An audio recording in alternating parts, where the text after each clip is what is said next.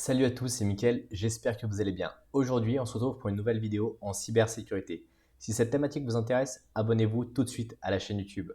On va voir comment il est possible de supprimer des malwares. Alors d'abord, il faut comprendre ce qu'est un malware. Le malware, c'est ni plus ni moins en fait que le terme virus, mais utilisé sur la partie anglais. Bien sûr, un malware, c'est un élément qui est indésirable et qui a pour objectif de vous nuire potentiellement ou de vous voler l'accès à vos données. D'abord, pour pouvoir être supprimer un malware, il faut déjà être sûr d'en avoir un en fait. Et donc là, il y a plusieurs éléments qui vont vous permettre de pouvoir savoir si vous avez un malware ou pas. Si, à moins que vous ayez un logiciel antivirus qui vous dise attention, vous avez un malware, mais sinon, en général, vous ne le savez pas forcément parce qu'il existe plein de types de malware qui sont différents. Alors d'abord, ça peut être l'ordinateur qui va avoir un comportement qui va être suspect, qui va avoir des lenteurs en fait, qui vont être assez longues, qui va envoyer des fichiers, qui va avoir un trafic réseau qui va être important, qui va avoir certaines problématiques, certains dysfonctionnements. Potentiellement, ça peut être un malware. Ce n'est pas obligatoirement un malware, mais ça peut en être un. Par exemple, si vous avez l'intégralité de vos données qui sont chiffrées, là, c'est quand même sûr que c'est un malware. Voilà, il y a des choses, des fois, qui sont quand même un peu explicites. Si vous avez beaucoup de pop-up, beaucoup de publicités indésirables, si vous avez des éléments qui sont un petit peu suspicieux, bah, potentiellement, ça peut être un malware. Si vous avez des applications qui vont s'ouvrir dès le lancement de votre ordinateur et plein d'applications qui sont indésirables, bah, potentiellement, ça peut être un malware. Ça peut être un malware qui aura modifié par exemple vos données, vos paramètres. Donc ça peut les avoir supprimés, les avoir altérés, les avoir changés. Vous pouvez avoir une bande passante d'un réseau qui peut être utilisé extrêmement en permanence. Vous pouvez avoir le processeur qui tourne en permanence. Et donc l'idée c'est de comprendre un peu pourquoi, comment et si vous avez des processus en fait qui sont liés à ces éléments qui sont indésirables parce que potentiellement ça peut être un malware qui est installé et qui est inséré sur votre ordinateur. Alors la première chose à faire en fait dans ces cas-là, d'abord, il faut sauvegarder vos données qui sont importantes avant de pouvoir commencer à travailler. Potentiellement, elles sont infectées, donc mettez-le sur un nouveau disque dur qui est séparé, quelque chose qui est un petit peu isolé ou une clé USB, mais vraiment uniquement les données qui sont extrêmement importantes. Parce que lorsque vous allez commencer à supprimer le malware, potentiellement, vous allez avoir un impact en fait sur ces données-là. Et donc, il faut vraiment que vous les sauvegardiez pour éviter toute perte de données. En général, je vous conseille moi de faire des sauvegardes qui sont quand même assez régulières pour pouvoir remonter dans les données précédentes si jamais vous avez un malware qui supprime toutes vos données ou qui chiffre l'intégralité de vos données. Ensuite, ça va être d'utiliser un logiciel qui va être antivirus. Donc les antivirus, vous en avez des gratuits, vous en avez des payants. L'idée de cette vidéo, c'est pas de vous dire c'est bien les gratuits, c'est nul les payants ou l'inverse, hein, c'est pas l'idée. Aujourd'hui, sur une version, vous avez Microsoft Defender qui est installé par défaut avec tous ces Windows 10, Windows 11, qui est quand même relativement performant. Au début, c'était une vraie passoire, maintenant ça commence à aller de mieux en mieux. Vous avez des antivirus qui sont payants, qui existent depuis très longtemps, comme que ce soit Kaspersky, que ce soit Symantec, que ce soit McAfee, que ce soit E7. Il y en a plein qui existent depuis très longtemps. Il y en a qui ont des avantages, d'autres des inconvénients, d'autres vice-versa. Voilà. C'est vraiment, il y a différentes choses. Mais déjà, vous pouvez utiliser un logiciel antivirus qui vous permettra de faire un premier scan de votre ordinateur. Vous pouvez lancer en général le scan sur l'ensemble de vos fichiers pour essayer de choper l'antivirus et pour essayer déjà de le supprimer. Donc ça, c'est déjà une première tâche. Mais potentiellement, si vous avez quelque chose qui est vraiment implanté en fond, vous n'êtes pas capable de le supprimer. Ou des fois, si c'est un adware par exemple, donc il existe plusieurs catégories de malware. Les adwares sont ni plus ni moins que des petits malwares qui vont générer de la pub. Et donc, ils ne sont pas forcément détectés comme malware par l'antivirus.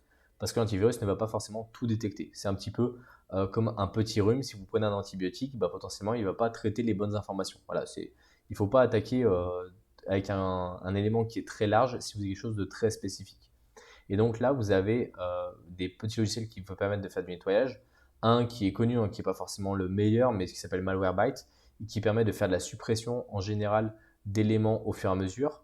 Après, vous avez un petit logiciel qui s'appelle CCleaner qui permet de nettoyer tous vos fichiers temporaires aussi au fur et à mesure, qui permet de nettoyer tout un tas de choses. Pas forcément pour les malwares, mais qui permet de faire un nettoyage régulier. Donc si vous faites un nettoyage régulier, vous avez moins de chances d'avoir ce type de produit-là. Et après, si jamais c'est vraiment grave, vous avez ce qu'on appelle des ISO de suppression de malware. Et par exemple, vous en avez un qui s'appelle Kaspersky Linux Bootable.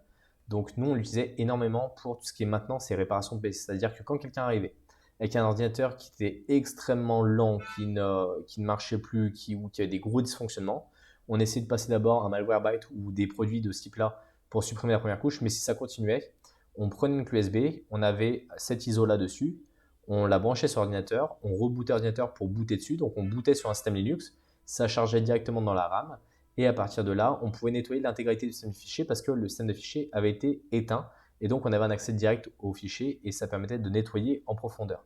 Souvent, ces ISO, il y a une licence qui coûte plus ou moins cher, mais il en existe plein de différents et ils fonctionnent majoritairement en général sur Linux pour pouvoir accéder aux données directement à froid. Et donc ça, c'est vraiment l'outil, on va dire, ultime pour pouvoir supprimer les malwares. Ensuite, ce que vous pouvez faire de manière plus générale pour pouvoir enlever les malwares et éviter qu'ils s'installent, c'est d'aller vérifier les programmes qui ont été récemment installés. Parce qu'en général, quand vous allez installer un programme qui va ajouter d'autres sous-programmes qui sont malveillants, eh ben, ça va être dans les derniers que vous avez installés. À moins que vous ne l'ayez jamais fait, que votre ordinateur, ça fasse 3 ans qu'il ralentit. Il peut être vieux, hein, c'est une chose, hein, mais potentiellement, on va aller regarder d'abord les dernières applications qui ont été installées. Et s'il n'y a pas une des dernières applications, qu'on sait que potentiellement elle est infectée, et donc elle a supprimé, ou qu'elle n'est pas installée d'autres choses. Des fois, quand vous installez un logiciel, il vous précoche différentes informations avec d'autres installations, d'autres logiciels qui sont plus ou moins malveillants avec. Donc faites vraiment très attention à ça. Si jamais vous téléchargez des logiciels qui sont faits par exemple pour aller télécharger des choses un petit peu particulières, faites attention à toutes les applications par exemple suspectes. Si jamais vous avez un doute, vous la désinstallez, vous voyez si ça a un impact, vous essayez de faire du nettoyage, vous regardez un petit peu comment ça se passe.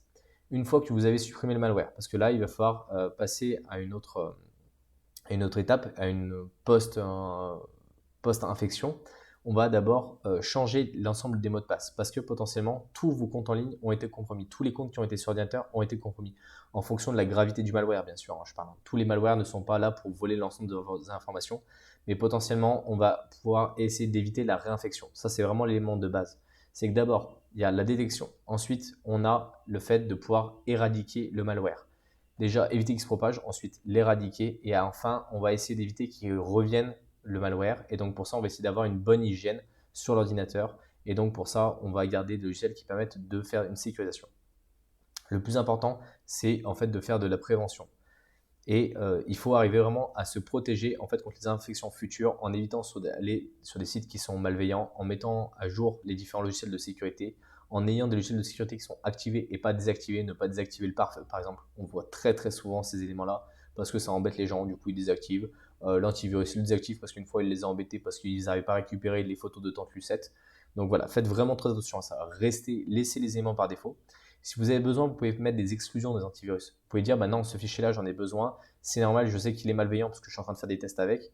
Mais ne vous amusez pas à faire tout et n'importe quoi parce que plus vous aimez d'expression, plus potentiellement il y a de portes d'entrée dans votre ordinateur. Si vous aimez traiter et utiliser un petit peu les malwares, vous pouvez utiliser des machines qui sont virtuelles. Et en général, quand vous installez des logiciels dont vous n'êtes pas sûr, je vous invite vraiment à le faire dans une machine virtuelle. Comme ça, si jamais il se passe une problématique particulière, vous pouvez supprimer la machine virtuelle ou remonter à un instant présent ou de les lancer dans ce qu'on appelle des sandbox, qui sont des logiciels qui vont permettre d'analyser le comportement. Et si jamais il y a une compromission, en général, ça reste dans la sandbox. Même si des fois, il y a des malwares qui ne s'exécutent pas dans la sandbox parce qu'ils ont des outils de détection, potentiellement, ça peut vraiment vous aider en tout cas à faire ça. L'élément majeur en tout cas pour arriver à supprimer un malware et éviter de pouvoir être réinfecté de nouveau, c'est de comprendre comment c'est arrivé et pourquoi c'est arrivé. Est-ce que c'est parce que vous avez cliqué sur un lien? Est-ce que c'est parce que vous avez téléchargé un logiciel? Est-ce que on vous a donné une clé USB que vous avez branchée et que vous avez récupéré des informations dessus? Et ça, il faut vraiment comprendre pourquoi c'est arrivé pour éviter que ça se reproduise dans le futur. Si jamais vous avez un ransomware, c'est-à-dire un logiciel qui va chiffrer l'ensemble de vos données, ça peut arriver et c'est plus ou moins embêtant, plus ou moins grave en fonction des données que vous avez sur votre ordinateur et on va vous demander une rançon. Ne payez jamais cette rançon. Pourquoi? Première raison, c'est que ça encourage les attaquants à continuer. Deuxième raison, il y a de fortes chances qu'il n'ait pas les clés pour déchiffrer parce que souvent ils les détruisent au fur et à mesure ou même ils les gardent même pas, ils les stockent même pas. Donc ça ne vous servira strictement à rien et les personnes qui souvent payent les rançons se font réinfecter beaucoup plus tard parce que les attaquants savent que ce sont des bons payeurs donc ils vont revenir dessus. Je sais qu'en France, le gouvernement a tendance à essayer d'inciter en fait les personnes à payer les rançons parce que c'est les assurances cyber qui vont essayer de couvrir ça. Mais de plus en plus d'assurances cyber viennent justement sortir l'exclusion en disant si jamais vous avez une rançon, on ne la paye pas, c'est à vous d'assumer ça. Au contraire, le modèle anglo-saxon est vraiment en disant à l'opposé, en disant qu'il ne faut absolument pas payer les rançons lorsque vous avez un ransomware. Et je suis exactement d'accord avec eux parce qu'en fait, ça favorise les attaquants à revenir vous attaquer. Donc vraiment, essayez de vous prémunir au maximum au préalable. Faites des sauvegardes qui sont déconnectées du réseau et comme ça, moi, vous ne perdrez pas l'intégralité de vos données. Aujourd'hui, vous avez des solutions qui sont simples et peu coûteuses pour faire des sauvegardes, que ce soit en ligne ou que ce soit chez vous en local si vous n'allez pas avoir des données qui sont en ligne. Soit par exemple un Asynology chez vous ou que ce soit par exemple des comptes Google Drive ou autre. Après, ça dépend de la sécurité des données, ça dépend de ce que vous voulez en faire, ça dépend de si vous voulez faire du chiffrement dessus pour être sûr que les personnes n'aient pas accès à vos données. Il y a plein de choses à faire, il y a plein de choses à découvrir. Le monde de la cybersécurité est vraiment grand, il y a plein de choses à apprendre.